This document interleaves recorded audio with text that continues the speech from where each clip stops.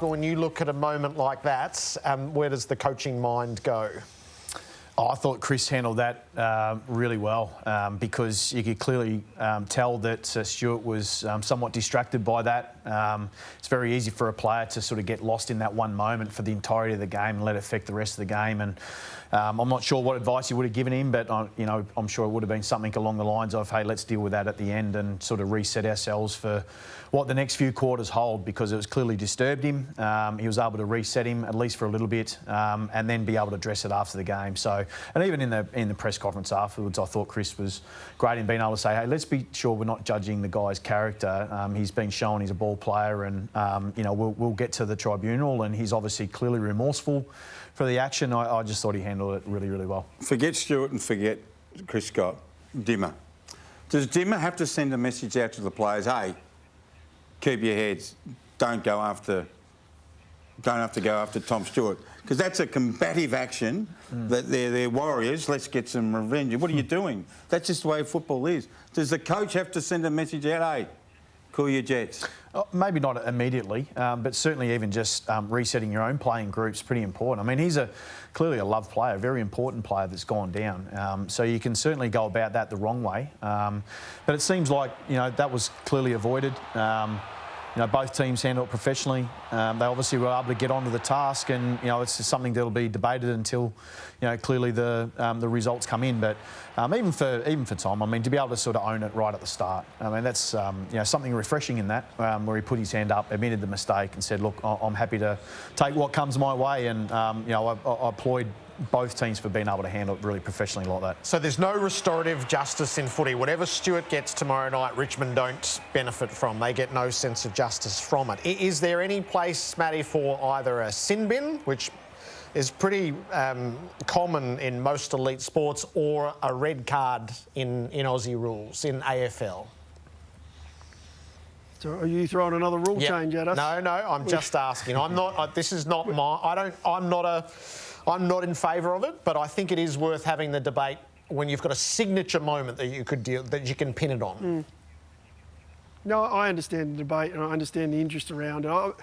I think maybe if you go back 20 or 30 years, there might have been a need for it, but I don't know Tom Stewart personally. I obviously know of his character, and he's an incredible character from what I do know and hear. We don't have a lot of characters in the game now that are going to intentionally go out and take people out in a game of footy, and I think that's why it maybe played out the way it did on the night. There wasn't an intent in it, possibly. I don't want to make too many comments around this incident, but I think if, again, we start to change the rules, I'm not sure now's the time to do that. We no longer have the hitmen in the game.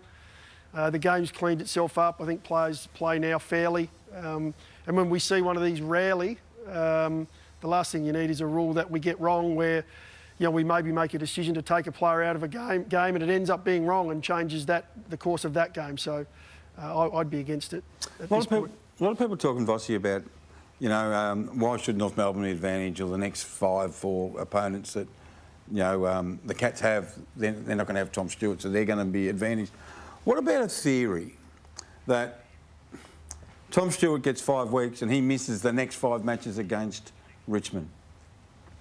So that Richmond actually, if you're going to knock that player out, but isn't knocking someone out in an illegal act in a 8-point game, which could decide whether Richmond finishes top 4 or Geelong finishes top 4, isn't that extreme? No, well, I think that clearly otherwise, why do we have a process to run through? And, we have the incident, and I'm not sure why we need to be able to move that timeline out over subsequent games over 1 year to 2 years to 3 years. It gets addressed promptly. There's a process that gets run through. And obviously clear in this instance, Tom will cop what comes his way. So, no, I would be really against being able to try and, be able to make the penalty over subsequent games and subsequent. Could you imagine if at preliminary final Richmond are playing Geelong and they say, oh, by the way, Tom, you can't play? Is that fair? I reckon it's not a bad discussion. You did this to Dion Prestia. Matty, have you got a thought on that or not? Yeah, well, what if it's a grand final 2 years later? Well, you're out. Yeah, I'm not sure that works. But you're out. You're not playing. probably not with you on that one. What Doesn't sound like we're there with you, Robbo. Well, I'll still win. I'll keep going. I'll find someone. So you'll leave it with me now. I've got a sin bin or red card? No, look, I think if at most you're going red card at the most. But I'm with Nixie. I don't see necessary. I think we've sort of put in the sub there for a particular reason. Obviously, there's a process in place that if someone gets injured, that's why you have somebody else to be able to come on the field. So it's still fair when you're actually putting your players out there.